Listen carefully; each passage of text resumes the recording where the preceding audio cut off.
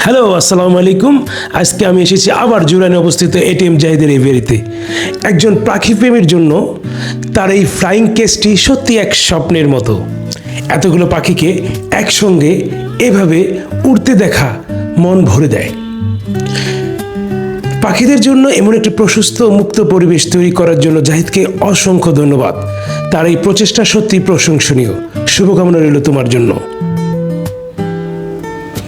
এবং জাহিদের আন্তরিকতা অত্যন্ত ভালো, একজন মনের মানুষ এবং আন্তরিক মনের মানুষ। জাহিদ বড় হোক সেই দোয়াই করি। আমরা আজকে এসেছি একটা খুব গুরুত্বপূর্ণ বিষয় নিয়ে আলোচনা করার জন্য। আমাদের ভুলের কারণে আমাদের প্রিয় পাখিগুলো চলে যায় খাবার পানি দেওয়ার সময়, খাবার দেওয়ার সময়। এই ভুলটা আমাদের জন্যই হয়। এবং এই পাখি চলে গেলে, এইটা কেজ বার্ড বা বৈধ পোষা পাখি, এই পাখি কোনোভাবেই বাইরে সার্ভাইভ করতে পারে না। কেউ যদি বলে এখানে খাবার আছে, কিন্তু ওইখানে শিকারি পাখি, কাক, তারপর চিল ওদেরকে খেয়ে ফেলে। দেখেন কিভাবে আপনার কেজে যখন দরজাটা, কেজের বা খাঁচার দরজাটা খুলবেন, দেখেন এক পাশে হাত রেখে দিবেন, আরেক পাশে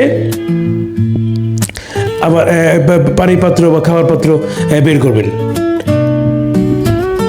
এবং এই ভুল আমাদের হয়ে গেলে একবার এই দোষটা আমাদেরই হবে।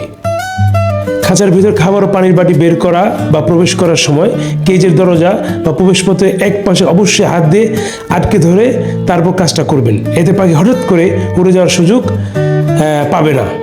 একটু সাবধানতা আপনার প্রিয় পাখিকে সুরক্ষিত রাখবে। আশা করব আপনারা এই নিয়মটা মানবেন এবং আপনার পাখিকে নিরাপদে রাখবেন।